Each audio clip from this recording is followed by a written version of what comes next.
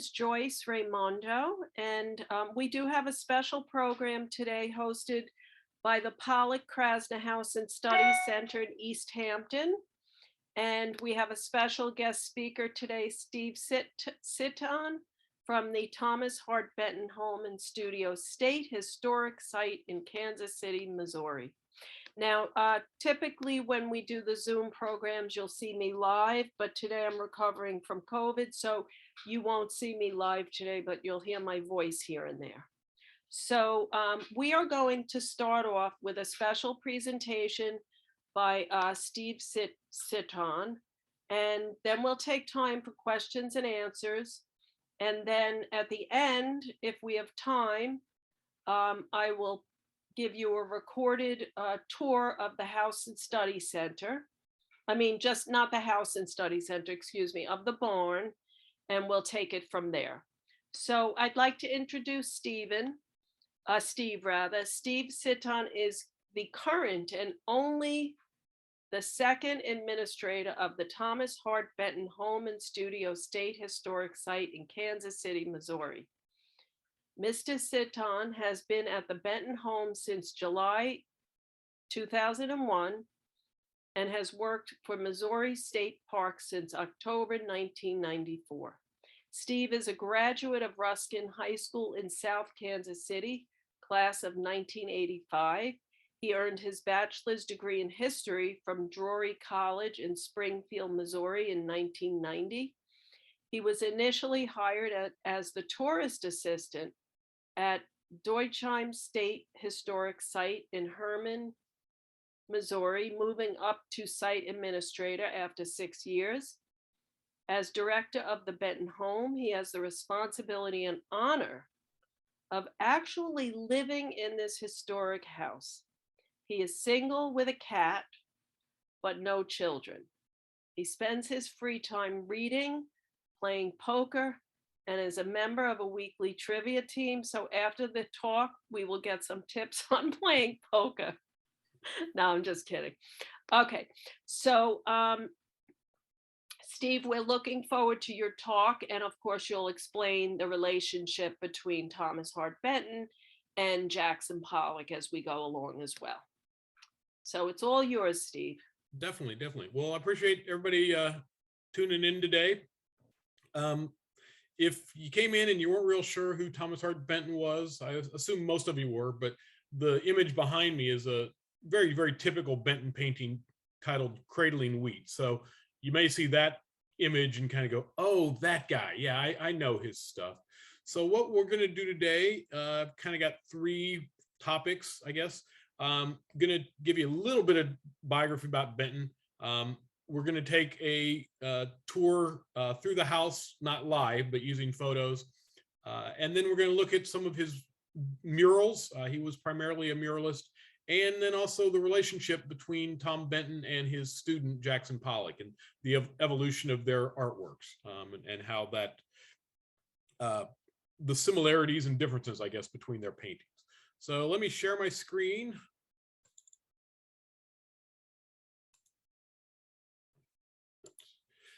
If you've got any questions, just maybe drop them into the chat, and then Joyce, if there's a good spot to interrupt, or if it's something that's real pertinent, just go ahead and throw in the question to me. I can't really see the chat very well. Yes, great.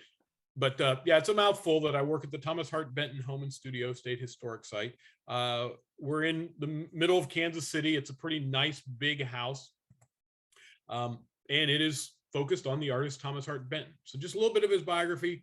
He is from Missouri. He's born in the small Ozark town of Neosho, Missouri, which is in the extreme southwest corner of the state. So it's almost in Oklahoma, almost in Arkansas. But there are two Thomas Hart Bentons. There you see our Tommy at age 3, but there also is another Thomas Hart Benton, his great uncle, who was Missouri's first U.S. senator and longest senator from 1821 to 1851. So he's actually born into a family of politicians and lawyers. These are Tom's parents, Colonel M.E. Benton and Elizabeth Wise Benton. The Colonel was a successful lawyer in Neosho, a U.S. district attorney, and starting when Tom was 7, his father was elected to the House of Representatives. So they moved to DC for 8 years, but do come back to the Ozarks every summer. So Tom does grow up in both places. And I think you can now well imagine that Tom's future is to, it's planned out that he's going to become a lawyer, going to become a politician. But Tommy, as a boy, always liked to draw and doodle. So his father thought of him as being lazy, a dreamer. No son of mine will be an artist sort of idea. Tom's mother, Elizabeth, was much more supportive of his art hobby, which, when he's 10, 11, 12 years old, that's all it really was at that point. But Tom does become an artist. He studies art. He's classically trained. He studied at the Art Institute of Chicago for about 1.5 years. Then after that, he goes to Paris for about 2.5 years. This in the background is a drawing that he did of southern France. Very rough little drawing, but I still think fairly accomplished. But in Paris, he studied at a couple different places, the Académie Julienne and the Académie Colarossi. He would cut class and go to the Louvre and sketch on his own. He is trying all different kinds of art. He said he wallowed in every ism that there was in art. So he was an impressionist painter. He did pointillism. He tried cubism. And he also, as you see in the background, would go out to the south of France to paint out in the open air. So like I said, he is classically trained. He struggled in France academically because he didn't know nearly as much as he thought he did. He was only 20 years old, but he did absorb a lot and experimented a lot artistically. And then after Paris, he comes back to this country and he ends up in New York City in the summer of 1912. As you see in his painting there, Upper Manhattan, from about 5 years later, he is still much in this cubist sort of phase of his. Tom said it took him 10 years to get this modernist dirt out of his system. But in New York, he is very much a starving artist. He is doing everything he can to stay in the art game. He's teaching all over the place. He's working in galleries. He's helping to hang exhibitions. And so in New York, he's able to pretty much stay in the art field all the way around. But it was very much a struggle for him. And he seems to have gotten kind of lucky. He would just about have to give up the art trade, and then he'd sell one painting.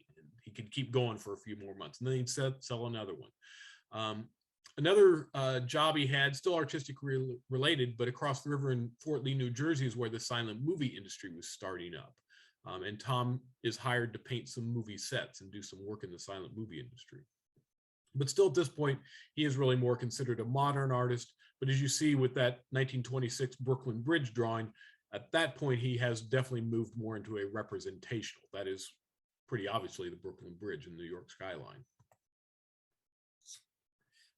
So in the movie studios, he works with a couple different directors, Rex Ingram and J. Gordon Edwards. So there is Rex, there's J. Gordon Edwards. Tom doesn't work there for very long, just a few years, and it's not full time, but I think he does get a few things from this experience. When he's painting backdrops, movie sets, he has to figure out how to paint very large things. He also has to work fast, so he starts learning how to use tempera paints, and most of his later murals were done in egg tempera. That early black and white film, he has to use really bold colors, very strong contrast. And he sees set designers making little dioramas, little maquettes. And this is something he continued to do throughout his career. And then the power of publicity. He's working with movie stars, and Tom does become an artist star, as you'll see later on too. And of course, the movies are very much about storytelling. And in Tom Benton's artwork, you can almost always create a story, from the image. World War I, Tom Benton joins the Navy. He didn't see any action. He didn't go overseas. He was stationed in Norfolk, Virginia. But this experience is what moved him from being this impressionist sort of artist into more representational. Tom also realizes that, I'm not this New Yorker. I'm a Ozark kid. So he starts reconnecting with other boys from the rural South. And then here in another decade or so, when he meets Jackson Pollock, Pollock very much has this, Western kid sort of ideology. And so that's another connection between Benton and Jackson Pollock. In 1922, February 19th, he marries his girlfriend, Rita Piacenza. They'd been dating for about 5 years. She was from Italy, born near Milan. She had been a student of his.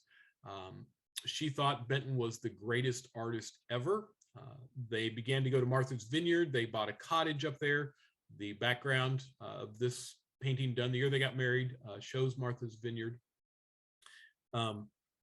But when they get married, Tom is 28 and Rita is 22. No, let me try that again. When they get married, Tom's 31, 33. There we go. I can't do math. That's why I got a history degree. So Tom's 33 and Rita is 26. There we are. And then after 22 years in New York City, Tom Benton comes back to his home state of Missouri, comes back in glory in 1935. I mentioned the power of publicity. He had become very, very famous. Christmas Eve, 1934, he is on the cover of Time magazine, the first artist to get this honor in Time magazine's first all-color issue. He had done a lecture tour with the artist from Iowa, Grant Wood, who you see there in the center, and kind of suggested to Benton that, you know, New York, the big cities, they're dying. There's no action there. The future of the country, especially artistically, is here in the Midwest. And he gets a job as the director of the painting department at the Kansas City Art Institute. He is making $3,000 a year, which in 1935, 36, 37 is not too bad at all. And maybe more importantly, he is hired to do a huge mural to be displayed in the Missouri State Capitol in Jefferson City, Missouri, right in the center of the state. After about 4 years, him and Rita now purchased the house that I'm at, the Benton Home State Historic Site. It's a nice big house, about 7,800 square feet. The Bentons were the fourth owners of this place, as best we can figure. But they're now doing well enough, and Tom's 50, but they're doing well enough that they wrote a check for the place. So it's a nice, big, substantial house. So we're going to take a quick tour through the home. This is the front porch. It's this big rambling limestone structure. The two main floors, a half story under the roof, and a full finished basement. So there's the front door. And then on the left-hand side, you see the front door from the inside with this lovely leaded glass. And then as soon as you come in, right in front of you is a big fireplace right in the center of the house with the stairs that go up and around behind the fireplace to the second floor. One of the cool things about the Benton home is that it is still completely furnished. That is their stuff, their couches, their carpets, their lamps, their dishes, their books, all of it. So we really can give people hopefully an impression of what life was like for the Bentons. So there you can see that center fireplace, just a very wide open floor plan too. The Bentons lived fairly modestly, but it was a pretty nice house when it was built. His artwork was and is hanging all over the house. This also served as a gallery. You can get introduced to Rita, you can make an appointment, you can come buy artwork. Very musical family, they all played an instrument. Tom actually was a pretty accomplished harmonica player. And then there's that center fireplace. On each side of the front door, there are leaded glass windows, and two of them were painted by the Benton's daughter, Jessie, when she was 14 or 15. And they're really nice windows anyways, and it's, oh yeah, honey, go ahead. A large dining room. The Bentons did a lot of entertaining, especially Saturday evenings. That also allowed them to sell some artwork. Art students were often included, any chance Rita had to get a hot meal in them. But then around 8 o'clock, 8:30, Tom was pretty much, all right, shut the hell up or get out, I'm going to bed. So that crack of dawn the next morning, he can be in his studio out back, ready to go.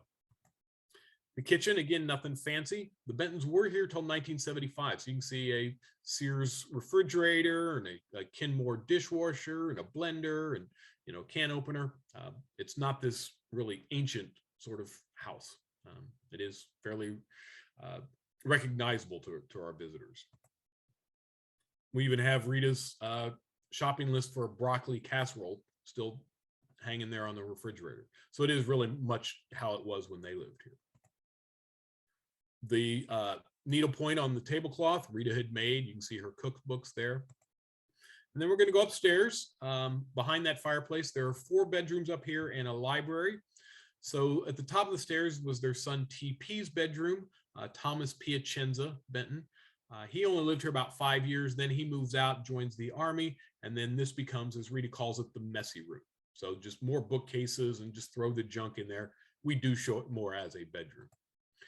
The smallest of the 4 bedrooms, Tom liked to use. He'd go in there to read. He'd fall asleep. Rita stays up later at night, probably picking up after him. The books there are art history, art biography. You can't see it from this angle, but that long book right there on the middle shelf actually it's a book of Jackson Pollock's psychoanalytical drawings. Tom knew art history, art theory, top to bottom, and really could talk about it with pretty great authority. Their daughter Jessie was born right after they buy the house, so she had this bedroom, and then after she got married, moved out, this became the guest room. And I mentioned the library. Tom was an avid reader. He could read French and Italian. So we're at the top of the stairs looking out over the front porch. The books are a lot of history-themed painting, or a lot of history-themed books, because he did do a lot of history paintings and murals. There are also Reader's Digest condensed, stacks of National Geographic, books on music, feminism, philosophy, economics, French poetry, James Bond, James Michener novels. So we're moved into the library here, looking towards the master bedroom. And then here we have gone through the library, looking back at their daughter's bedroom. But yeah, Tom just really, really loved to read. He also was an excellent writer. He wrote 2 autobiographies and was working on a 3rd. Nice big master bedroom, a nice big suite. There directly in front of us is a screened in balcony. On the far side is Rita's sewing and reading room. There's a fireplace up here in the bedroom, a small closet. Although for 1903, when the house was constructed, closets, it's a pretty good sized closet for that period, and also a Hollywood bathroom as well. But this does become more Rita's bedroom as they get on in years, and Rita wasn't in the best of health anymore. She was having some heart trouble. So there's that sewing room, the curtains throughout the house, the slipcovers Rita had made. This room served probably as their daughter's nursery. And then out the window, Rita could keep an eye on Tom's studio, make sure he wasn't getting bothered out there into too much mischief. So it's a small property, actually, in a pretty nice neighborhood. It's only about 1/3 of an acre. And then there is this outbuilding that would be the southwest corner of this 1/3 of the acre property. And here we are looking up the driveway. So that big open doorway originally was a carriage house, and then it becomes the garage. The other half of the building behind the big window now started out as a stable, and then Tom had that turned into his art studio. So there we are looking into his studio, and there is Tom. This is about 1940, so about a year after they bought the house, at work in the studio. Sorry, it's an old photo. It's pretty grainy. Didn't blow up really well. And this is what the studio looks like today. Tom had that large window installed on the north side to replace the stable door. He doesn't want harsh sun, shadows, so it's a big north window with pebbled glass. And then the windows, as you see here on the south side and the east side of the building, were actually painted over to really control the light. But what I love out here is that it is a workshop. So he's got coffee cans to hold his brushes, a bunch of baby food jars for his pigments, just whatever he needs. But Tom is out here pretty much 6-7 days a week, 8, 10, 12 hours a day. He was pretty dedicated to his craft, although he actually saw it as a job. And counting his days as an art student, he painted for about 70 years. And to give you an idea, just again, how prolific Tom was, there he is surrounded by some of his artwork. So we're going to get into the murals here. Joyce, was there any questions that had come up, or anybody have any questions about Tom's timeline?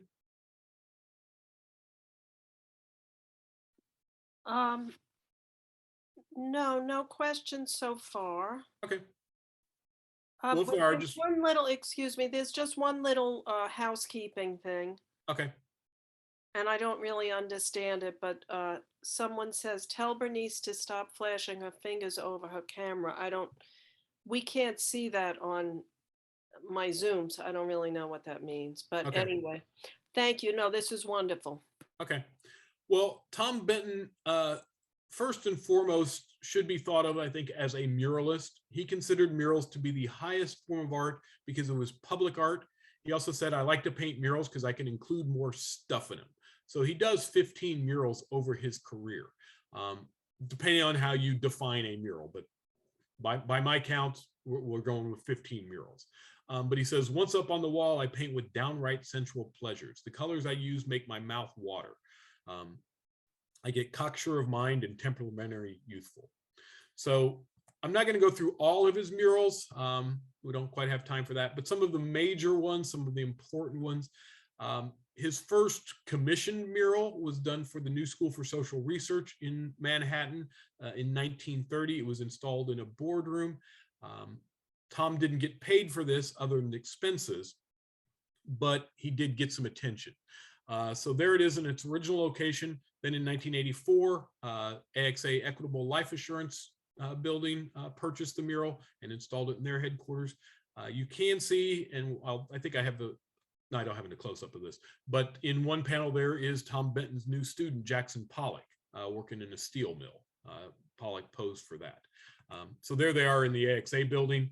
And then in 2012, AXA donated them to the Metropolitan Museum and were able to put them back up in their original configuration as it was in a boardroom, completely surrounding that room. But it really did get him a lot of attention, even though he didn't make any money for it. But what he's showing is the different parts of the country. Tom often would travel around and do sketches. So here is his panel that shows the labor of the Deep South. There is the labor of the West with lumber and hogs and corn and wheat. And you can see the big grain silo in the top left corner. But really what he's also showing, because he does have two panels that show cities, city activities with subway and city activities with dance hall. So he's kind of showing the end of the roaring 20s, the jazz age. They're kind of frenetic sorts of paintings, a little busy. Again, those bold colors, those strong contrasts. And some people said that these murals are too loud and too disturbing to be in good taste. Benton said that is because the US is also loud and not always in good taste. Then 2 years later, he gets another commission, also in New York City, for the library of the Whitney Museum. So this one is titled Arts of Life in America.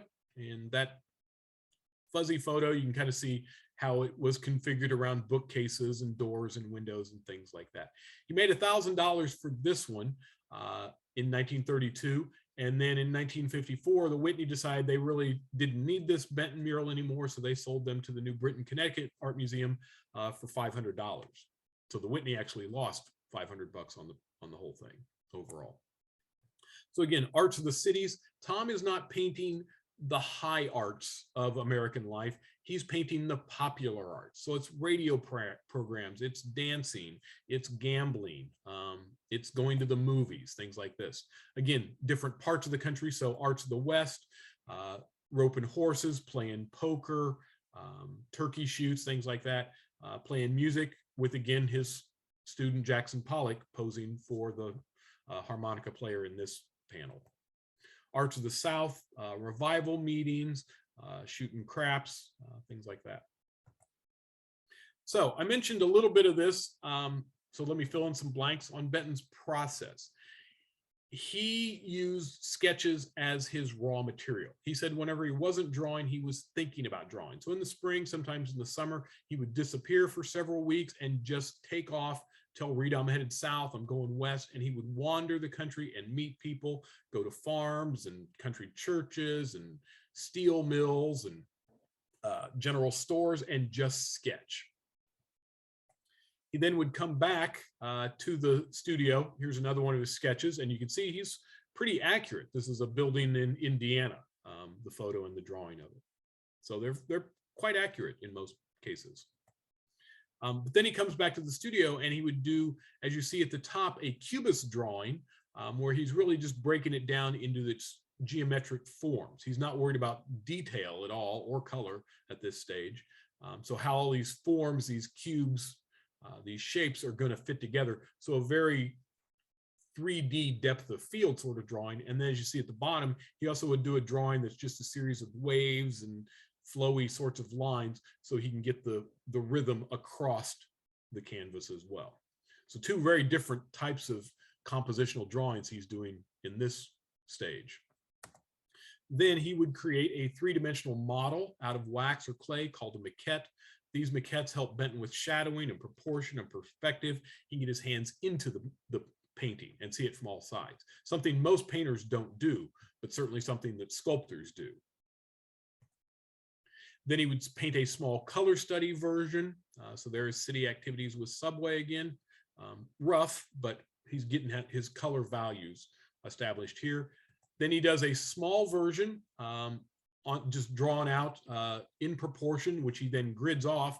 Then he can go to the big canvas, the mirror wall. He blows the grid up larger, transfers the drawing up bigger, and then adds the paint. So the final version is really easy. Tom very much is the technical artist, the draftsman. The phrase he used over and over again, the grand design. Completely different than Pollock's process, who was painting very emotionally and painting from the inside, as Benton felt. So Tom is not all that spontaneous of an artist. And so Tom lays out his ideas on composition. I mentioned him as this art theorist in a 5-part article called The Mechanics of Form, Organization, and Painting. It's pretty technical stuff.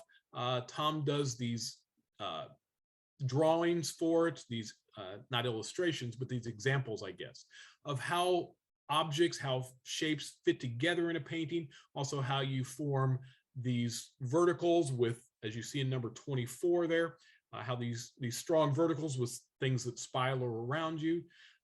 In the bottom, he has taken one of his paintings and done it just rough, and then with the curvy lines and then the cubes. He looks at some of the old masters on the right-hand side and how they painted their stuff. Sorry, my phone keeps going off. And he saw that the old masters, the Renaissance artists, used these same sorts of, or their paintings could be broken down into these same sorts of ideas.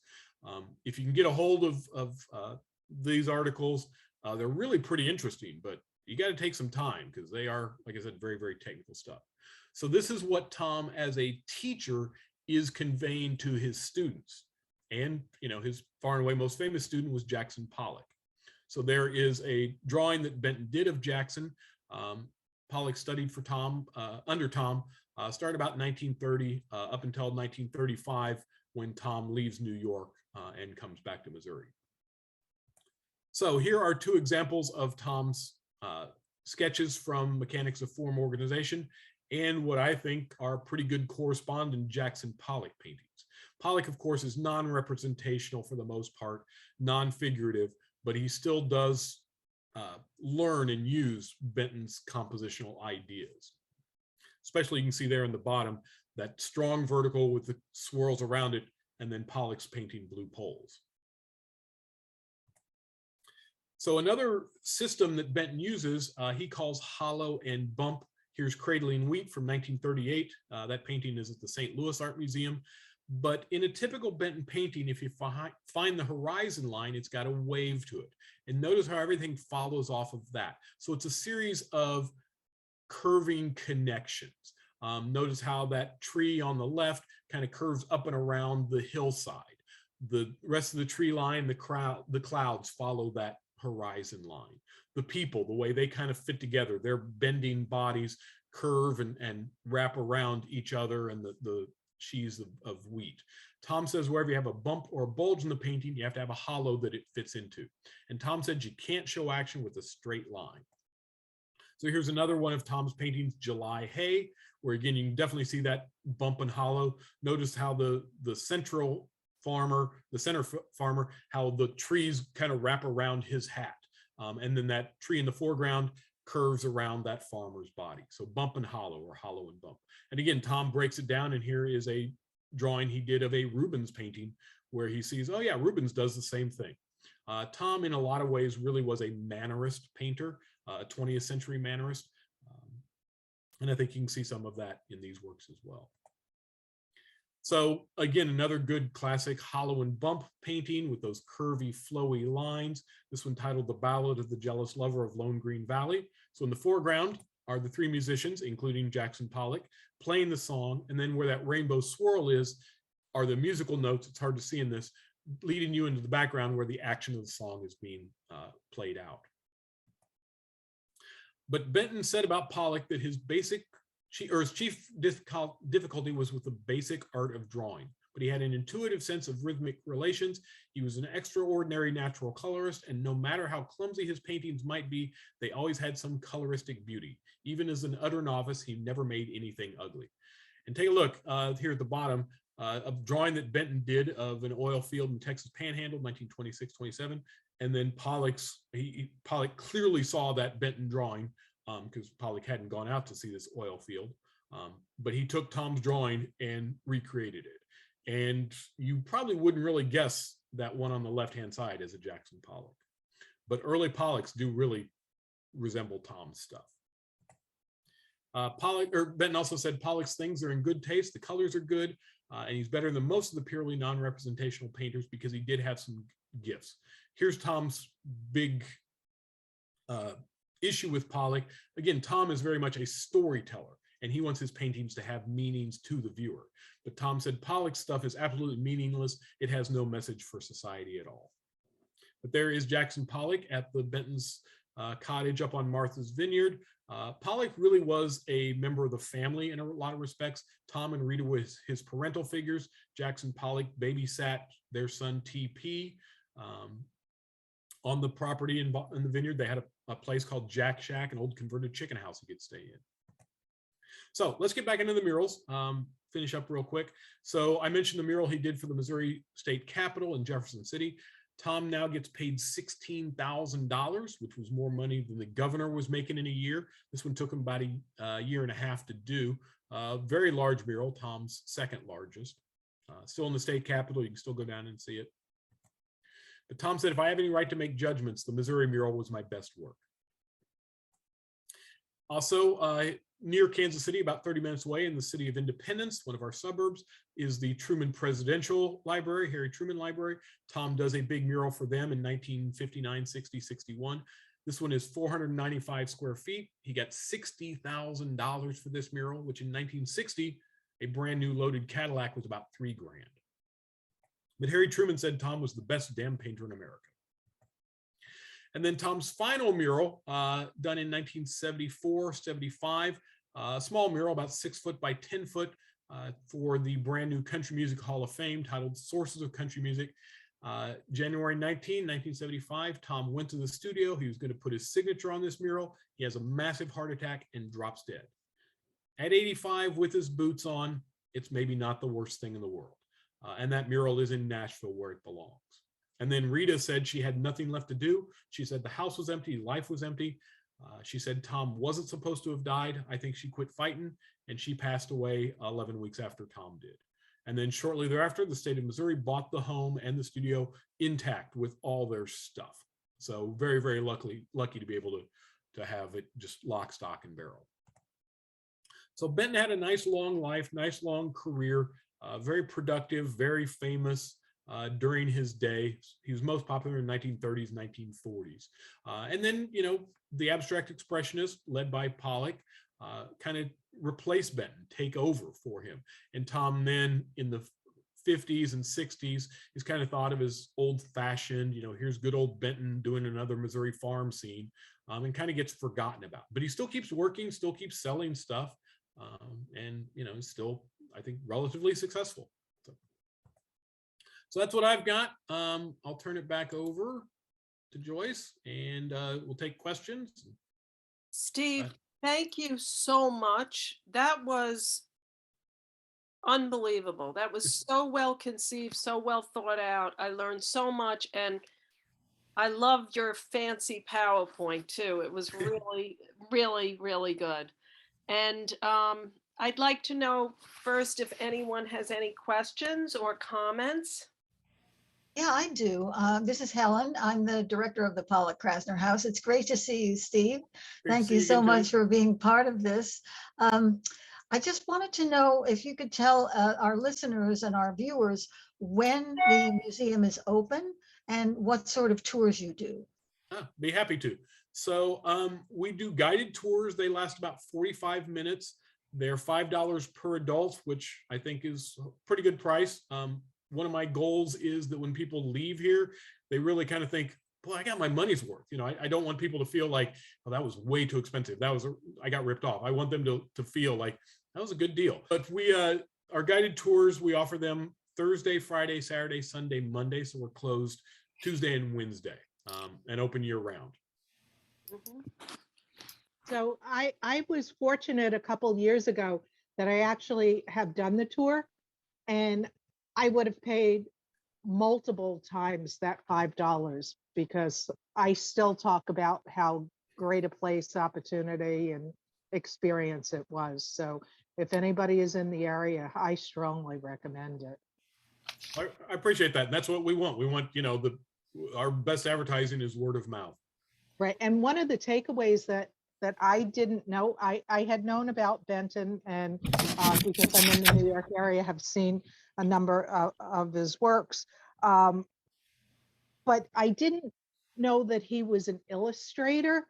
And I'm remembering in a glass case, there was a book, and it's a really well-known book, and I'm sorry, I forget which one it is, that he illustrated. You're absolutely correct. Benton was also a book illustrator. He illustrated 13 books over his career. So not a big part of his career, but I think it was a good way to get his art out there. Tom's core belief was common art for the common man. So doing book illustrations certainly helped that. It was a nice little paycheck. Tom in 1940 illustrated an edition of Grapes of Wrath, John Steinbeck. So that's probably the one you're thinking of. And when you start thinking about Tom's artwork, him and Steinbeck, yeah, of course, like that just fits. And then Benton also illustrated 3 editions of Mark Twain works: Tom Sawyer, Huck Finn, and Life on the Mississippi.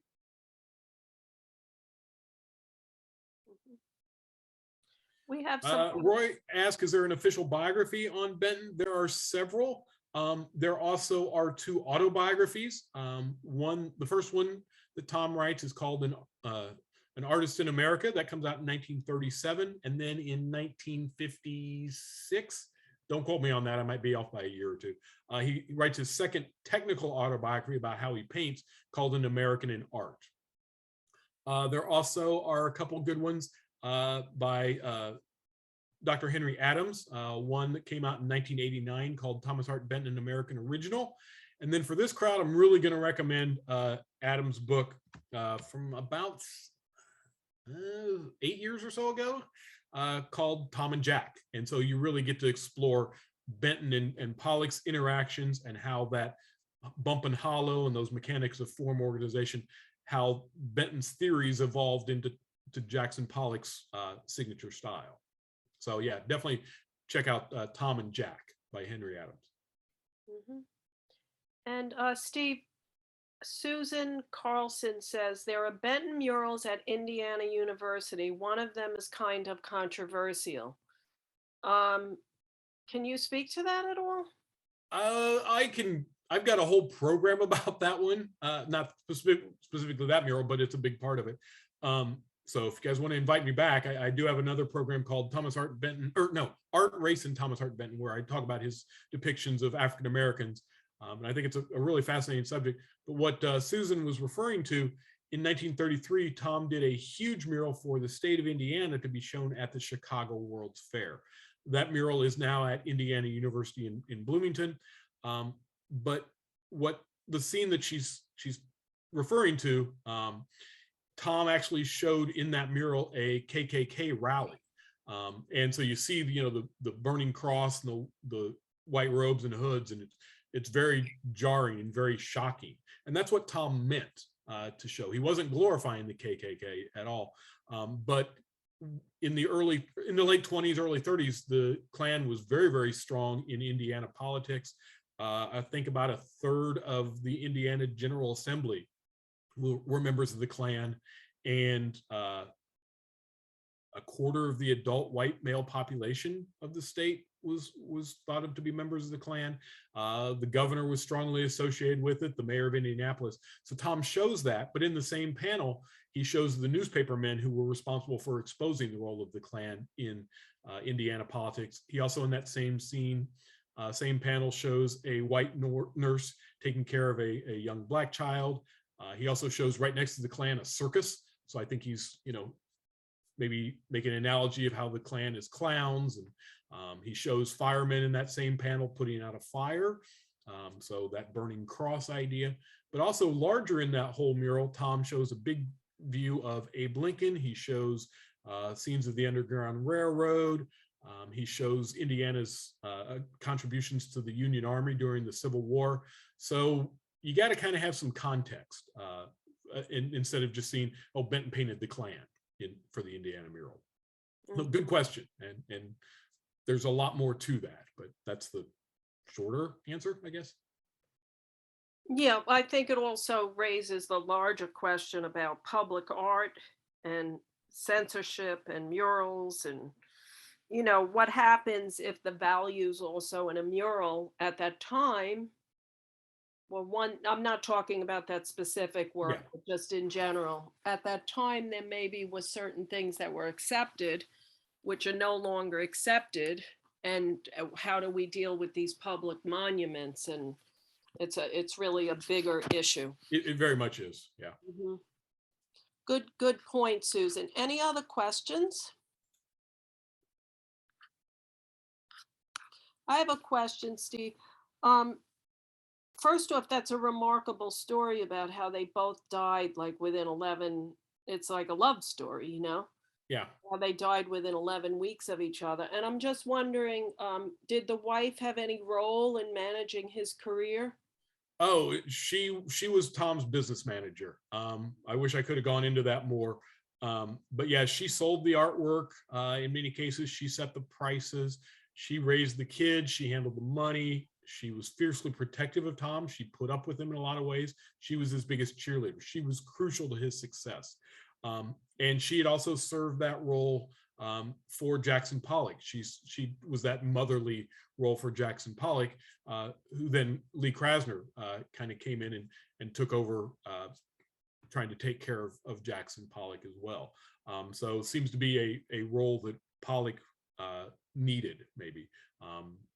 And I'm starting to speak a little bit out of my expertise here, so Helen might be able to fill in more on that. But Tom said Rita was a hard woman to live with, but when I met her, I was a bum, and without her, I'd still be a bum. Rita said that Tom was maybe the worst husband and worst father in the world. She said no American woman could have stayed married to him. Again, she was from Italy, but she also said my husband's a genius. So she devoted her adult life to managing Tom's affairs, because he was not good with money. He'd spend it if he had it. If he was broke, I've got a blank canvas. It'll work out. I'm fine. So yeah, Rita was crucial to his success. Was he, I'm just curious, what made her say he was like the worst husband? Was he something wrong with him? So we don't know if Tom cheated on her at all. If he did, and this is going to sound like I'm making excuses, it would have been, a one-night stand while he's out, on a sketching trip, but he always came home. It was more, I think, that Tom is taking these sketching trips and he's just gone for weeks. And Rita says, but when he's out in the middle of the Ozarks, I can't expect him to find a post office, but he'll be back, sort of thing. He was very focused on his art, so he maybe wasn't, especially for their son, the best father in the world. He wasn't all that involved. So that sort of thing. But she accepted it and did what she needed to do to promote him. Yeah, thank you, Steve. I just see some similarities between Pollock, Krasner, and Thomas Hart Benton and Rita, and also the site itself, in that, well, first off, the site, your site is very recent history. They lived there till 1975. And Lee lived in the Pollock house Pollock Krasner house till 1984. And both sites are very intimate, where you're really walking into their life, and the note is still on the refrigerator. And you know, we still have the belongings. It's really like you're visiting them and they're not there. And then also the role of women in those days really to support the husband and his career, and these amazing women that were so good at managing these situations, not just the household, but also the career of these artists who became so successful. Right. And Um, sorry. yeah. Yeah, and you can go to art museums all over the country, all over the world, and see Pollock paintings, Benton paintings, but that doesn't tell you much about them, their personalities necessarily, their life, their family. And so I think in our houses here, we can do that a little bit better. Yeah. Marion says, you discussed what Benton said about Pollock's talent, and what did Pollock say about Benton? Sure. So I'm going to paraphrase a little bit. I don't have this quote exactly, but I'll get pretty close. Jackson said that the only thing he learned from Benton was how to react against him, but he had to have a strong teacher to push off of, and that the only thing that Benton taught him was how to drink a fifth. But you know, Pollock did have pretty serious issues with alcohol. Was I think, you know, undiagnosed, but essentially manic depressive. Also seems to have issues with approval, I think would be a good way to put it. And all throughout Pollock's life, the Bentons would get phone calls here late at night, and Jackson would be drunk and upset. And, you know, Tom, do you think I'm okay? Do you like my work? Am I successful? And Benton would say, you know, look, you're selling artwork, so clearly you're successful. You're a big boy now, deal with it. It's late. I'm going back to sleep. Cry on Rita's shoulder. But when Pollock died, drunk driving accident, Tom was so broken up about it, he couldn't even go to the funeral. So it was a long-term relationship, but it was very strained. And it really, I think in a lot of ways was almost an Oedipal relationship. Reject the father, and Rita Benton was Jackson Pollock's ideal woman in some respects. In fact, Pollock asked Rita Benton to marry him, even though Rita was clearly already married to Tom Benton. So Steve, yeah, did Benton ever sober up? Did he go off the booze at some point? not really. And I would consider Benton to be a good, heavy social drinker. He could put it away, but it didn't seem to interfere with his work. And like I said, counting his days as an art student, he painted for 70 years. So he was also sometimes, you know, like if you're drinking with Benton, his favorite drink was bourbon and water. And your first drink would be full strength. And then the second drink, yours would full strength and Tom's would be cut in half. And then the third drink, yours is full strength, his is cut in half again. So he could really kind of drink people under the table secretly that way. Occasionally, yeah, Tom would definitely tie one on and say something outrageous. He was had a very big personality. He liked to talk. He liked to curse. And that could get him in trouble sometimes with these outrageous statements that he could make and did make. But in some ways too, for Benton, it was all publicity. I also saw a question about Benton and Diego Rivera. The two of them met. Also, there was, I think, a lot of cross influence between Benton and the Mexican muralist. And I mentioned Benton's mural that he did for the New School for Social Research in New York City. Him and Orozco had the same agent and were painting murals in that same building at the same time. Orozco was down on the first floor in the cafeteria, and Benton was up on the third floor in a bedroom. But both very much Benton and the Mexican muralist doing that social realism sort of idea and theme. Joyce, did I leave you any time at all? Oh, no, it's okay. The questions are coming in. This is wonderful. Someone has, Colleen says, has there ever been an exhibit that displayed both artists together? Do you know? Or maybe somebody else knows? Helen? Not as far as I know, not just a two-person show. There have been shows, well, like the one that the Met did when they got the America Today murals. They did a beautiful exhibition of many, many studies and sketches that Benton did for the project.